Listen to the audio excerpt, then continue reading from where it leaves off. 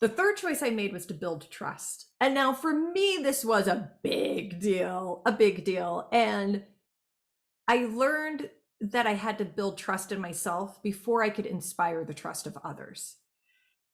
Has there ever been a time where you didn't trust yourself? Yeah, I don't know exactly how to answer that one. I'll be honest. I'm not sure. I mean, there's always things that I feel like I could be better, doing better. But probably maybe the most relevant answer I can give to that would be this goes way back to when I first started my career. Maybe it was trust, belief in myself, belief that I could actually be successful. So when I started, everything I've done, I feel like I've been not exactly on the spec that was written for a given job or a given, step. And so I had to build trust in myself that I could accomplish things and I could get them done, even if it didn't seem like it was going to work. So when I started at Quaker Oats in 1984, I was hired there out of undergraduate school. And I didn't know until a few months into it that I was the first person they ever hired into this marketing training program, the first one who hadn't gone to an Ivy League undergraduate school. Okay. So Quaker's a wonderful training ground for marketing and consumer packaged goods. They would hire based in Chicago. So it was like went to University of Illinois at Chicago.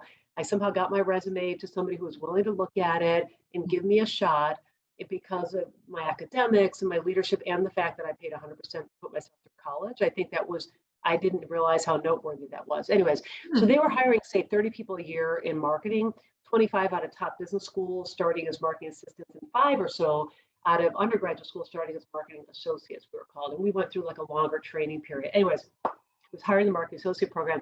And that was the one. So when people would say, so, oh, great, you're a marketing associate, where'd you go to school? Expected me to say Harvard, Princeton, Yale. Wow.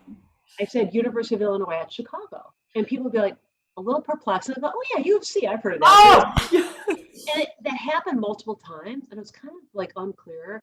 And then I looked around and I realized that, like, on the brand I was on, the assistant brand manager had a Harvard MBA, and the other assistant brand manager had a Kellogg MBA, and this person went to Brown, this person went to Princeton. So nothing against any of those great schools. Frankly, when I applied to a college, I didn't even know the schools existed, right? And we were completely self-funded, self-directed because my parents didn't go to college, right? And they didn't know.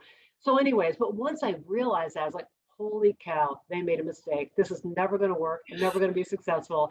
But I worked my butt off. I worked my butt off, and I tried really hard to learn how to learn and to fit in. But also, what I brought to it, this is why I kind of learned to trust in myself, is that I brought something that not everybody had, which is a background that made me maybe a little more approachable, a little more humble, a little more willing to roll up my sleeves, and kind of dig in to different functions and learn from people versus coming in with all the answers. But I didn't trust myself that I could succeed. I had to, and I'm really, that was a pivotal thing. But that experience helped me in others, because there's many situations still that I'm in where it's like, do I trust that I'm going to be able to say the right thing in this meeting or fit right. in here, So it's an ongoing thing. It's an But ongoing build. It's an yeah, ongoing build.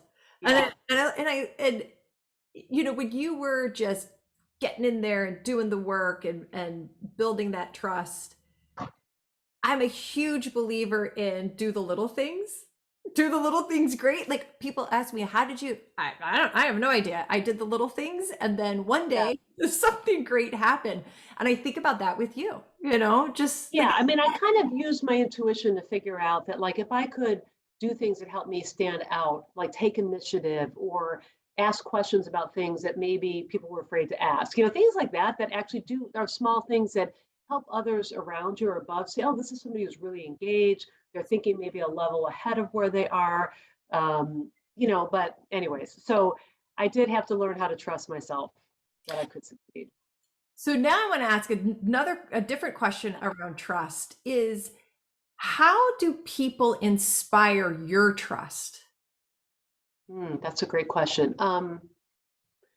Well, I'd say a couple things. One is just authenticity, and showing up and being the same person every time is helpful. Um, Secondly, being constructive and collaborative instead of destructive or finger pointing.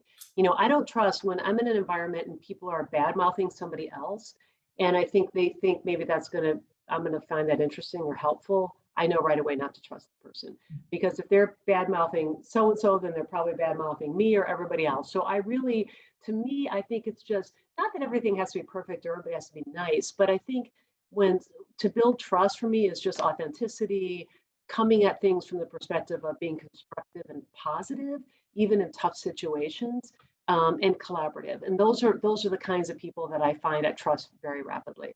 Great. Thank you for joining me for our Choose and Become interview series. You could find this episode and others at trishkendall.com. Just go to trishkendall.com/choose-become-interview-series. Or if you have a question or just want to leave a comment, email me, trish@trishkendall.com.